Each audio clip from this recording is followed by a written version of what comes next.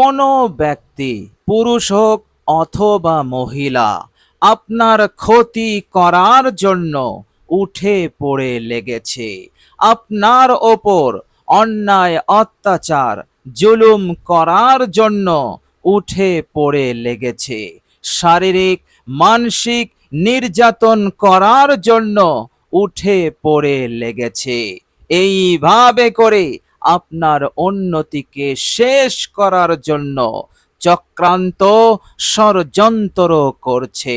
প্রিয় দর্শক, আপনাকে আপনার হক হতে, আপনার অধিকার হতে বঞ্চিত করার জন্য, মাহরুম করার জন্য, আপনার অধিকারকে আত্মসাৎ করার জন্য উঠে পড়ে লেগেছে।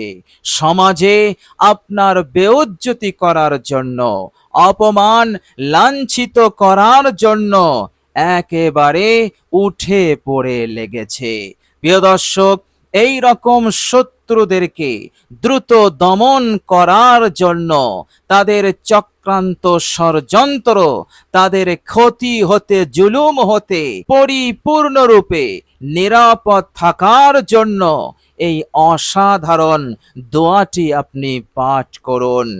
এক জায়গায় বসে বসে আন্তরিকতার সহিত মহান রব্বুল আলামিনের রহমতের আশা নিয়ে 100বার আপনি পাঠ করুন। ইনশাআল্লাহ মহান রব্বুল আলামিনের ফজল এবং কারামে আপনি নিরাপদ হয়ে যাবেন। শত্রু দমন হবে। এই শত্রু চক্রান্ত, ষড়যন্ত্র করলে সে নিজেই বিপদে পড়বে। প্রিয় দর্শক, অসাধারণ দোয়া, অসাধারণ উপকারী দোয়া। এই দোয়াটি রাহমাতুল লিল আলামিন বিশ্বনবী সাল্লাল্লাহু আলাইহি ওয়াসাল্লাম এমন একজন সাহাবীকে শিখিয়েছিলেন, যে সাহাবী নবীজির দরবারে এসে বলেছিলেন, ইয়া রাসূলুল্লাহ, ইয়া হাবিবাল্লাহ, শত্রু নির্যাতন করছে, ক্ষতি করার চেষ্টায় আছে, অন্যায়, অত্যাচার, জুলুম করার চেষ্টায় আছে। আমি বাঁচব কি করে? আমি নিরাপদ হব কি করে? আমার কোনো রাস্তা বলে দিন, উপায় বলে দিন। রাহমাতুল লিল আলামিন তখন সেই সাহাবীকে কোনো কৌশল বলে দেননি, অন্য কোনো উপায় বলে দেননি। তিনি বলে দিলেন এই ছোট্ট দোয়া, বলুন সুবহানাল্লাহ। তিনি বললেন এই দোয়াটি পাঠ করো, অর্থাৎ এই দোয়াটি পাঠ করলে তোমার এই সমস্যা, তুমি যে বিষয়ে চিন্তিত, কঠিন টেনশনে আছো, আল্লাহ পাক তোমাকে হেফাজত করবেন, শত্রুদেরকে দমন করে দেবেন। তাদের আর ক্ষমতা হবে না তোমার বিরুদ্ধে ষড়যন্ত্র করা, চক্রান্ত করা, তোমার ক্ষতি সাধন করা। যদি তারা করে তো তারা নিজেরাই কঠিনভাবে বিপদে পড়ে যাবে। সেই সাহাবী দোয়াটি শোনার পর আমল শুরু করে দিলেন। মহান রব্বুল আলামিনের রহমতে সেই সাহাবী শত্রুদের নির্যাতন, শত্রুদের ক্ষতি হতে পরিপূর্ণরূপে নিরাপদ হয়ে গেলেন। আল্লাহ রাব্বুল আলামিন মুক্তি দিলেন আর শত্রুদেরকে দমন করে দিলেন। বলুন সুবহানাল্লাহ। তো প্রিয় দর্শক, অসাধারণ দোয়া, অসাধারণ পাওয়ারফুল দোয়া। প্রিয় দর্শক, মনে রাখবেন আল্লাহ রাব্বুল আলামিন দোয়ার মধ্যে এতটা পাওয়ার, এতটা শক্তি, বরকত রেখেছেন যে দোয়ার মাধ্যমে পাহাড়কেও নিজ স্থান হতে হাঁটানো, সরিয়ে দেওয়াও সম্ভব হয়ে যায়। বলুন সুবহানাল্লাহ। দোয়ার মধ্যে আল্লাহ পাক এই রকম শক্তি রেখেছেন। আল্লাহ পাক একাধিক জায়গায়, কোরআনুল কারীমের একাধিক জায়গায় দোয়ার কথা বলেছেন, দোয়ার আদেশ দিয়েছেন এবং দোয়ার উপকারিতা, দোয়ার ফজিলতের কথা বলেছেন। এবং মানুষ যে আশা নিয়ে দোয়া করে, আল্লাহ পাক সেই আশাকে পূরণ করার নিশ্চয়তাও দিয়েছেন। আল কোরআনুল কারীমের মাধ্যমে। বলুন সুবহানাল্লাহ। প্রিয় দর্শক, সেই একাধিক আয়াতের মধ্যে একটি আয়াত হচ্ছে সূরা মুমিন আয়াত নাম্বার 60। বিসমিল্লাহির রহমানির রহিম। ওয়াকালা রব্বুকুম উদউনি আস্তাজিব লাকুম ইন্নাল্লাযীনা ইয়াস্তাকবিরুনা আন ইবাদাতি সায়াদখুলুনা জাহান্নামা দাখিরিন। যার অনুবাদ হচ্ছে, তোমাদের প্রতিপালক বলেছেন, তোমরা তোমাদের প্রতিপালকের কাছে দোয়া করো। তুমি যে পেরেশানিতে, তুমি যে বিপদে আছো, সেই বিপদ, সেই পেরেশানি, সেই কঠিন অবস্থার সময় হতে মুক্তির জন্য আল্লাহ পাকের কাছে দোয়া করো। তুমি যা চাইছো, যা কামনা করছো, যেটা লাভ করতে চাইছো, সেটার জন্য তুমি রবের কাছে দোয়া করো। অবশ্যই রব দোয়াকে কবুল করবেন। বলুন সুবহানাল্লাহ। আল্লাহ পাক দোয়া করার আদেশ দিচ্ছেন আর কবুল করারও তিনি গ্যারান্টি দিচ্ছেন। শেষে তিনি বলছেন, যারা দোয়া করে না, দোয়া হতে মুখ ফিরিয়ে নেয়, তারা হলো অহংকারী, আর এদের স্থান হলো জাহান্নাম। বিশ্বনবী রাহমাতুল্লিল আলামিন এক হাদিস শরীফের মধ্যে তিনি দোয়া সম্পর্কে বলেছেন যে, আল্লাহ পাক বলেছেন, আনা মাআহু ইযা দাআনি। বান্দা যখন আমার কাছে দোয়া করে, আমি তখন বান্দার সঙ্গী হয়ে যাই। বলুন সুবহানাল্লাহ। সুতরাং আল্লাহ পাক যখন সঙ্গী হয়ে যায়, পৃথিবীর কোনো শক্তি তাকে দমন করতে পারবে না। শরীরের একটি পশম পর্যন্ত বাঁকা করতে পারবে না। এ সবই হবে দোয়ার ওসিলাতে। বলুন সুবহানাল্লাহ।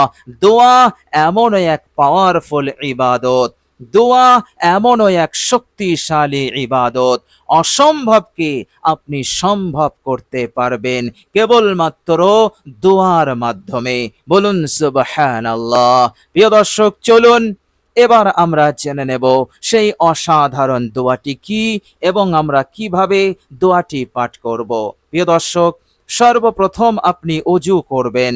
সুন্দর করে অজু করার পর আপনি কালেমায়ে শাহাদাত একবার পাঠ করে নেবেন। প্রিয় দর্শক, এরপর আপনি একটি নির্জন জায়গায় বসবেন। মসজিদেও হতে পারে, বাড়িতেও হতে পারে। আমার মা ও বোনেরা বাড়িতেই করবেন। প্রিয় দর্শক, এইরকম ভাবে একটি নির্জন জায়গায় বসে, প্রিয় দর্শক মনে রাখবেন, দোয়াটি করার সময় কোনো রকম যেন ব্যাঘাত না ঘটে। এর জন্য যদি আপনার কাছে মোবাইল ফোন থাকে, সুইচ অফ করে দেবেন খেয়াল করে, অথবা সাইলেন্ট করে দেবেন। প্রিয় দর্শক, কেউ যেন আপনাকে ডাকাডাকি না করে, আপনাকে কেউ যেন বিরক্ত না করে। প্রিয় দর্শক, এইভাবে করে আপনি আপনার মনোযোগকে দুনিয়ার সব কিছুতে হাঁটিয়ে এক আল্লাহ পাকের দিকে করবেন এবং মনোযোগ ধ্যান এক আল্লাহ পাকের ওপরে থাকবে। আল্লাহ পাকের ওপরে তাওয়াক্কুল রেখে, আল্লাহ পাকের ওপরে আস্থা রেখে, রহমতের আশা নিয়ে একেবারে বিনয়ের সহিত আপনার মন যেন গাফিল না হয়। আর দোয়া করার সময় অঙ্গ প্রত্যঙ্গ নিয়ে খেলাধুলা করবে না, আর এদিক ওদিক তাকাতাকি করবে না। প্রিয় দর্শক, এইভাবে করে বিনয়ের সহিত মাথা নিচু করে আপনি সর্বপ্রথম জীবনের ভুল ত্রুটির উপরে অনুতপ্ত লজ্জিত হয়ে, মনে মনে অনুতপ্ত লজ্জিত হয়ে জবান দিয়ে এই ইস্তেগফার পাঠ করবেন। ইস্তেগফারটি হচ্ছে, আস্তাগফিরুল্লাহাল্লাযী লা ইলাহা ইল্লা হুয়াল হাইয়ুল কাইয়্যুম ওয়া আতুবু ইলাইহি। এই ইস্তেগফার আপনি ধীর স্থির ভাবে, বিশুদ্ধভাবে পাঠ করবেন। প্রিয় দর্শক, ইস্তেগফারটির বাংলা অনুবাদ হচ্ছে, হে আল্লাহ, আমি আপনার কাছে আমার সমস্ত ভুল ত্রুটি হতে ক্ষমা চাইছি। আপনি ছাড়া কোনো ইলাহ নেই, মাবুদ নেই। আপনি তো চিরঞ্জীব, নিয়ন্ত্রণকারী, এবং আমি আপনার কাছেই তাওবা করছি।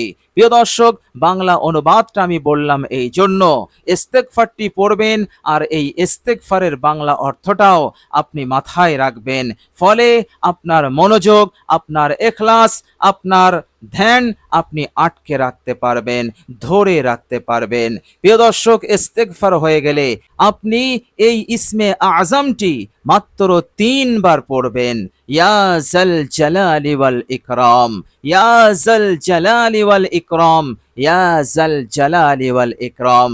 এই ইসমে আজম 3 বার হয়ে গেলে বিশ্বনবী রহমাতুল্লিল আলামিনের ওপর মোহাব্বতে একবার দরুদ ইব্রাহিম পড়বেন, বিশুদ্ধভাবে, ধীর স্থির ভাবে।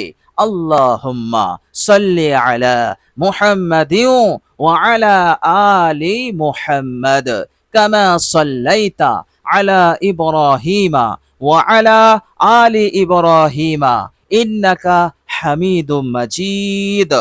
আল্লাহুম্মা বারিক আলা মুহাম্মাদিন ওয়া আলা আলি মুহাম্মাদ কামা বারাকতা আলা ইব্রাহিমা ওয়া আলা আলি ইব্রাহিমা ইন্নাকা হামিদুম মাজিদ। প্রিয় দর্শক, দরুদ ইব্রাহিম হয়ে গেলে এবার আপনি এই দোয়াটি পাঠ করবেন 100% বিশ্বাস নিয়ে, ইয়াকিন নিয়ে যে আপনার দোয়া কবুল হবেই হবে। সেই সাহাবী যেভাবে আল্লাহ পাক তাকে নিরাপদ করেছিলেন, নাজাত দিয়েছিলেন, অনুরূপভাবে আল্লাহ পাক আমাকেও নাজাত দেবেন, নিরাপদ করে দেবেন, ইজ্জত সম্মান দিয়ে মালামাল করবেন। আল্লাহ পাক শত্রুদেরকে পরিপূর্ণরূপে দমন করে দেবে। মহান রব্বুল আলামিনের রহমত শামিলে হাল হয়ে যাবে। এর ওপরে 100% বিশ্বাস রাখবেন। প্রিয় দর্শক, দোয়াটি হচ্ছে, মনোযোগ দিয়ে শুনুন, বাংলা উচ্চারণ ভিডিওর স্ক্রিনে আমি দিয়ে দেব, আপনারা দেখে দেখেও পাঠ করতে পারবেন। প্রিয় দর্শক, দোয়াটি হচ্ছে, আল্লাহুম্মা ইন্না নাজআলুকা ফি নুহুরিহিম ওয়া নাউযু বিকা মিন শুরুরিহিম। আল্লাহুম্মা ইন্না নাজআলুকা ফি নুহুরিহিম ওয়া নাউযু বিকা মিন শুরুরিহিম। আল্লাহুম্মা ইন্না নাজআলুকা ফি নুহুরিহিম ওয়া নাউযু বিকা মিন শুরুরিহিম। প্রিয় দর্শক, এইভাবে করে আপনি বিনয়ের সহিত, বিশ্বাস ও ইয়াকিনের সহিত আপনি দোয়াটি পড়ুন। মাত্র 100 বার, মাত্র 100 বার পাঠ করুন। ইনশাআল্লাহ মহান রব্বুল আলামিন অবশ্যই আপনাকে নিরাপদ করে দেবেন, হেফাজত করে দেবেন। আপনার হক হতে, আপনার অধিকার হতে বঞ্চিত মাহরুম করতে পারবে না এবং আপনাকে কোনো দিক হতে ক্ষতি করতে পারবে না, শারীরিক মানসিক নির্যাতন দিতে পারবে না। আল্লাহ রাব্বুল আলামিন তিনি এমন ভাবে আপনাকে হেফাজত করবেন যে শত্রু কিছুই বুঝতে পারবে না। আর শত্রু যদি এই রকম ক্ষতি করার চেষ্টা করতে যায় তো সে নিজেই বিপদে পড়বে। মহান রব্বুল আলামিনের রহমতে, তিনার ফজল এবং কারামে সব দিক হতে আপনি একেবারে হেফাজত থাকবেন ইনশাআল্লাহ। প্রিয় দর্শক, আল্লাহ রাব্বুল আলামিনের কাছে দোয়া করি, আল্লাহ রাব্বুল আলামিন যেন আমাদেরকে ভালো রাখেন, সুস্থ রাখেন এবং নিরাপত্তার সঙ্গে সুখে শান্তিতে দিন যাপন করার তৌফিক দান করেন এবং এই দুনিয়ার মানুষের পক্ষ হতে, জিন খবিসের পক্ষ হতে, যাবতীয় অনিষ্টতা খারাপি হতে আল্লাহ পাক হেফাজত করেন। আমিন সুম্মা আমিন। প্রিয় দর্শক, কমেন্ট বক্সে একবার আমিন লিখে দেবেন। আজ এ পর্যন্তই। সকলেই ভালো থাকবেন, সুস্থ থাকবেন। ভিডিওটি ভালো লাগলে একটি লাইক এবং শেয়ার করে দেবেন। প্রিয় দর্শক, শেষে আমার আন্তরিক সালাম নেবেন। আসসালামু আলাইকুম ওয়া রাহমাতুল্লাহি ওয়া বারাকাতুহু।